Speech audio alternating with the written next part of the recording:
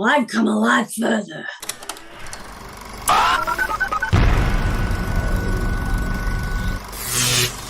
Hi, I'm Kristen Maldonado from Pop Culture Planet. It's so great to meet you both. How are you doing? Good. Good. I deeply approve of the color coordination of your books. Oh, This is a great thank background. thank you. I appreciate it.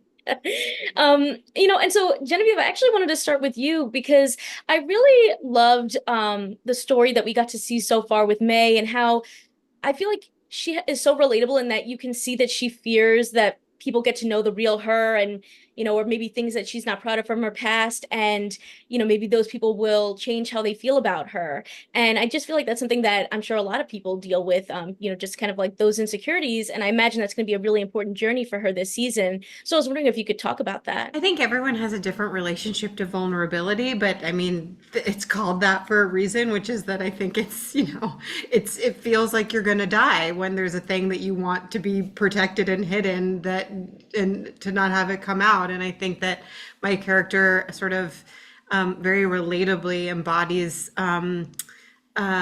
masking the thing that you think is going to make all the love go away if people find out about it. And I think that everybody has a part of them It's that kind of the that's like imposter that. syndrome, Yeah. where we all think, oh, if anybody finds out what I'm really like, maybe they won't like me In my anymore. case, I am actually playing a bona fide imposter. So it's not just a syndrome, it's a whole identity. For Gus, I feel like she struggles a lot with change and also how she shows her love to her daughters. And I was wondering if you could tell us a little bit more about how you explored that as well. Gus is a prickly pear, and she has some issues, and it all comes from having been sort of left to her own devices when she was young. She lost her mother, and kind of, I think, filled her life up with stuff rather than with other people, and having her two daughters, and trying to raise them alone, she just didn't quite have the skills to do that well. She didn't have the nurturing skills, and so she ended up kind of being distracted by just holding on to the safety of things around her, and became a hoarder and drove her daughters away. So this is all about that long road to coming back to trying to heal the wounds, of generational trauma, but done with a lot of comedy. That's actually something I wanted to ask you about because I do feel like this series takes a lot of risks with that. Like you said, dealing with the hoarding, with the trauma, with anxiety and things like that. And I was wondering what you think about how Hallmark is pushing the envelope with the show. That's what I love about it. I was so thrilled when I first heard that I heard about this project, and then that it was going to be on Hallmark, and I said, but are they going to really let you tell this story, because it's not all sweetness and light and happy. I mean, it does go to some darker places, but they said no, they are supporting us and they're letting us tell the story we want to tell, and I think the result is a much richer and more layered and more engaging story. It really is the saga of these feuding families and how they get through their stuff, sort of first apart and then coming together. And it's very satisfying to see how this unfolds. Think they do a really nice job of exactly that, pushing the envelope, pushing the boundaries a little bit, but really staying within, what you know and love about Hallmark. It feels like a safe, wonderful place to land. It's fun, it's funny, it's filled with family and community. But it also, I think that people are going to be surprised in a really good way with this show, because I do think it pushes some boundaries and sort of really taps into some real issues, that people are going to really identify with. So I'm really proud to be part of this. Something else I wanted to bring up was, just the way that like women are perceived sort of through the lens of like being a Franny's girl, being a Mimi's girl, and like kind of how you're expected to act and what that really means. And I'd love to hear about how you guys brought that to life, or how you feel like as women, you guys were able to tackle that in this series. I play a character who's really just tried to get away from all of that. I mean, I think that there is a smallness and a pettiness to the way of life in Merrimack that is just like completely anathema to May, and she's tried to make herself this incredibly, elevated New York picture of perfection. And I don't know, sometimes I think like the farther you try to run from a thing, the faster it catches up to you. So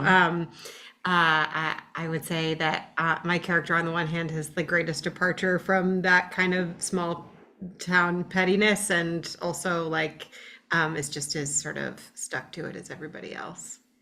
And I think too that you have to be really careful about the labels you attach to people, particularly as they're coming of age, because it starts to be something that it's really hard to like just take it off, especially in a small town where everybody knows everyone's business.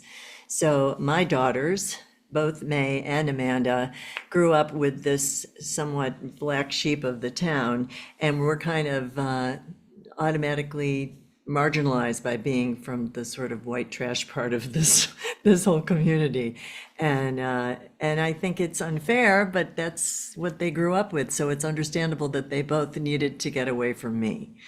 And I did a really good job of hiding how much I loved them. Well, I think my character Nancy and Amanda share this thing that we're like a lot of women, we kind of put everybody else first and forget about taking care of ourselves. And for me, for my character, I was always the woman behind the man, and my husband dies, so I have to figure out how I can navigate the world running this restaurant, and navigating this crazy thing of a reality show coming into our town and messing things up. So my character does grow during the season and kind of gets more confident. And it was fun to explore. It really was fun to explore, because it's something I'm always exploring myself as a wife and a mother and a working person. Does tap into those like traditional gender roles and how you can be so much more than just one thing, and I think, with Gus and Mama Nancy, they are many things, including, business owners and mothers and community pillars and just friends and so many things. So I think it's interesting. I think it's a really nice look at the fully formed woman. You mentioned family. It's such a huge part of this series, especially working with family. And I think it's so fun that you guys both come from families of actors. And so I was wondering if you were able to pull any inspiration from working with your own mothers and sisters and daughters in this industry when it came to bringing the show to life. That's funny. Yeah. It is interesting because I never put that correlation together, but it is an interesting thing to have. My daughters are both actors. My husband's a director. We all have worked together in different capacities. And so there is a definite pressure on working together in a pressurized situation. Like in the show, we own a restaurant, and there's a lot of drama with food and restaurants and pressure. And so it's kind of an interesting thing. And so yeah, I probably did draw on that. Yeah, I think same. I like, similar to Leah, my family is also in the business, and we have collaborated on screen and off, and we're always like, involved in what the other person's doing, and we're very we share projects and we get advice, and it's a really lovely back and forth. We're very close. And I think that just that closeness, that trust, and that bond is something that I definitely brought, I think, to especially the relationship with Mom and Nancy, with Leah's character. They're very close. They're very in sync. They have like a shorthand with each other that's really familiar to me in my own life, and it was really nice. I wanted to ask you guys if you had a favorite day on set that you could share. Anytime that the four lead actors got to work together in a group scene was an absolute gift, and we really never took it for granted. We would kind of look around and be like, you're here, you're here, because we got along so well. We spent a ton of time together outside of work, and I don't know, I will say that there's one particular episode that really leans into the narrative specifically between Mae and Amanda, and we got to actually spend an enormous time working together. Is that when you did the pillow fight? Episode 5. But the funny thing about playing opposite Schuyler on this show is that in fact, like, the show follows the diverging narratives of each of Mae and Amanda, and so we didn't spend that much time together as much as we are co-stars. So to have an episode where we really got to play was like great. Loved it. And I agree. When the four of us, that was the first time I kind of thought, okay, I know what this is about. I know who we all are. The first time the four of us were in a scene together, I think it was in the second episode. And another standout for me was when I got to have a cat fight with Leah's character. So With good. Nancy. It was It's so much fun. And they're always so so ridiculous, but it was funny. just hilarious. And we barely could get through a take without laughing. And it was just a ball. It was really fun. I was such a big fan of Schuyler's and so excited when I heard she was playing the part. I love her music. I love her acting. And then to find out, working with her, what an incredible actress and how dedicated and funny and kind. And she was just a perfect kind of number one in the show, where she set the tone for just a lovely experience. And I just was so happy because I don't like to act if I don't have to. So if I'm supposed to love someone, I really would rather just love them like I do her. Yeah, back at you. I mean, it was such a pleasure to work with Lea, and so fun. I just like our scenes felt so, yeah, like really rooted in some real stuff, and really fun. I feel like, her character is someone that Amanda really looks up to and idolizes and wants to be like, and I definitely felt that in my own life with Lea. And it was funny. I had some of the cast over right at the end of filming, and Lea got there first, and I was like fixing some things to put on the table, and she's like, how can I help? I'm like, if you put the tuna salad in the endive cups, and I'll finish putting the drinks out. And it was a really sweet thing. I was like, look at us, we're just like our characters. Nerd alert. But I don't know, it felt all very like seamless.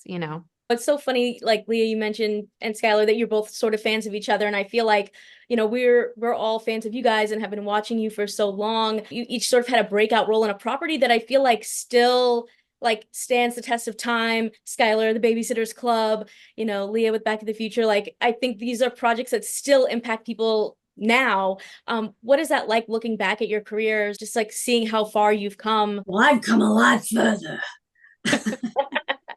I think what's lovely is that I personally, after 45 years in this business as an actor and like 50 years in performance, I still love the process. I still love working with people and collaborating. I just feel so grateful that I'm still able to be in this business and keep reinventing myself and meeting and working with such wonderful people. Same. And it's funny you mentioned the Babysitter's Club, because I think it was yesterday, it came out 30 years ago yesterday, which is nuts.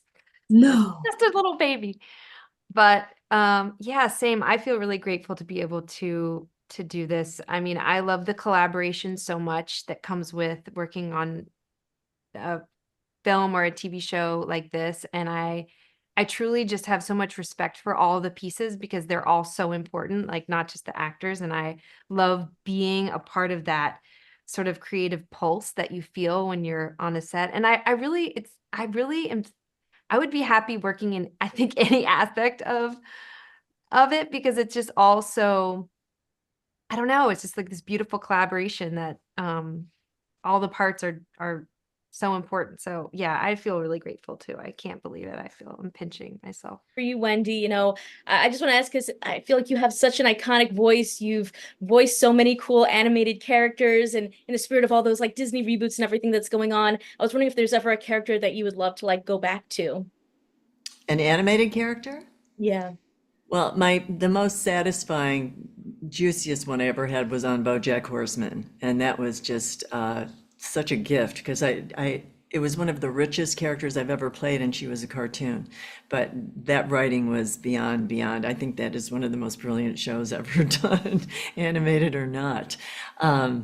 But I also think that every series has its life, and when it's time to say goodbye to it, it's so great if you can do it while you're still feeling great about it, and you still, when you can really bring it to a beautiful conclusion and feel like you told your story, you did it, and then just let it be. We've been working together now for 4 or 5 months. We just put together that we were both on This Is Us, which is such a cool credit Well, to share. I'll go but- over we can go over each other's Yeah, yeah, resumes yeah. and We'll see play the where name else game. we just We've had too barely much else missed to each talk other. about. I'm so excited for people to see this show and just, get to fall in love with this whole family of chicken sisters. So congratulations. Thank you. Consider subscribing if you like this video and get even more entertainment news at popcultureplanet.net. See ya!